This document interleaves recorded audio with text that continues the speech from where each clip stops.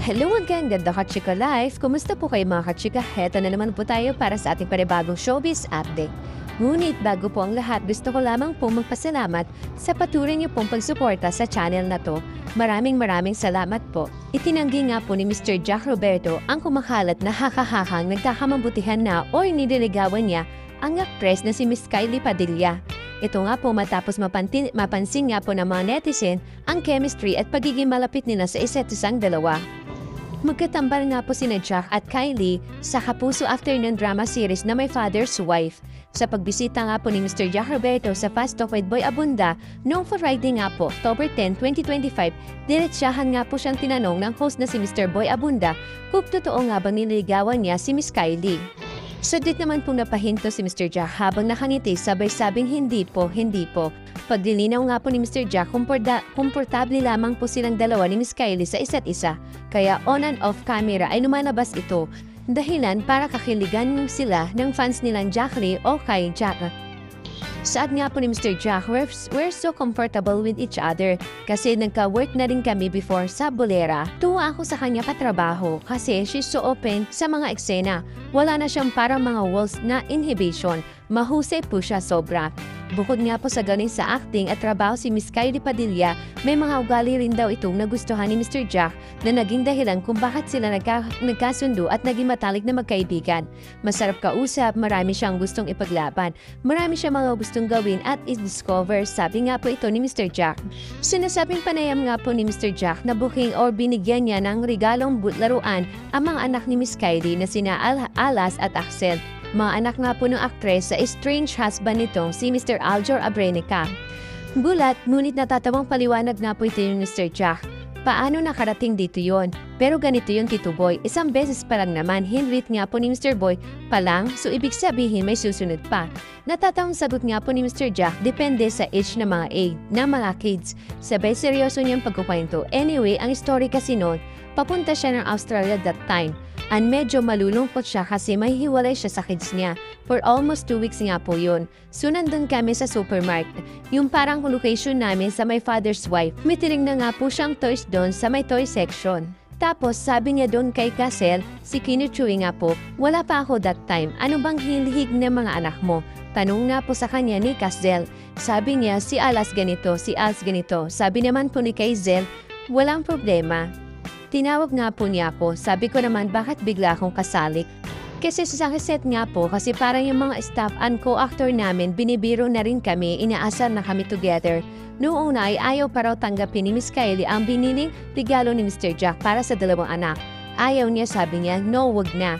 Ako yung nag-insist, sabi ko, bilhan na para hindi malungkot yung kids mo. Tsaka kapag nakita mo silang naglalaro yung toys na binili ko kasi mahilig sa soccer yung dalawa.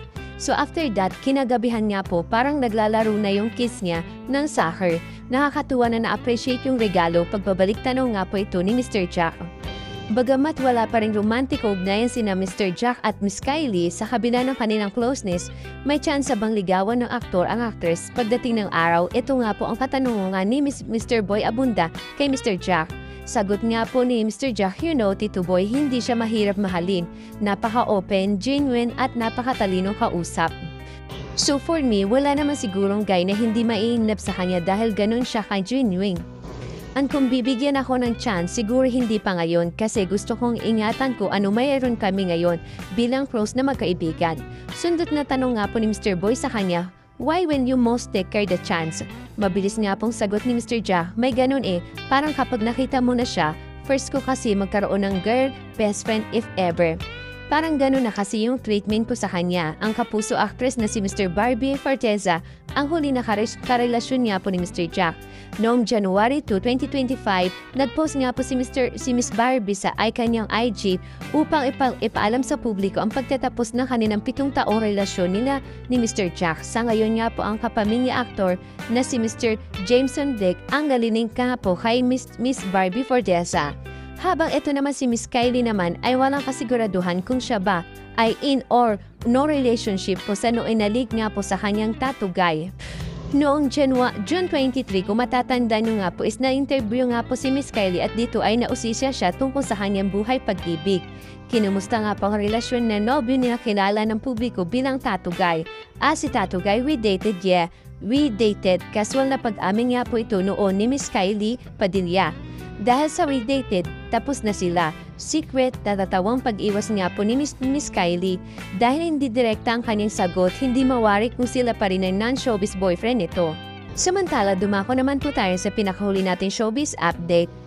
May mga video nga po na kumakalat ngayon sa social media sa isang breakfast event kung saan nga po ay present ang ilang celebrity endorsers. Present nga po dito si David Licauco, Miss Barbie Forteza at syempre si Mr. Alden Richard. Sa short video nga po na lumabas, makikita na parang nasa dulo nga po si Mr. David at mag-isa, habang sina Barbie naman po at Mr. Alden naman daw ang palagi magkatabi at magkausap. Knows naman po natin lahat na close na po sa isa't isa sina Barbie at Mr. Alden dahil friends sila.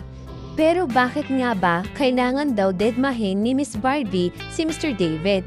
Negative ang mga comments ng mga fans sa barda sa issue iyon. Bukod nga po sa parang wala nang araw assurance kung may love team pa ba sila. Sa totoo lamang po, grabe naman po talaga yung mga netizen or sabihin nating ilang mga basher. Short video lang naman ang lumabas pero nahusgahan na nga po agad sina Mr. David at Miss Barbie. Napagbintangan na agad na nag-isnaban ang mga ito. Baka naman hindi lang nakuhanan at naipost yung nag-uusap naman yung dalawa. Thank you for watching. Kung nagustuhan niyo po ang video ito, subscribe na sa Starlight Showbiz YouTube channel and please don't forget to hit the bell button for our latest updates.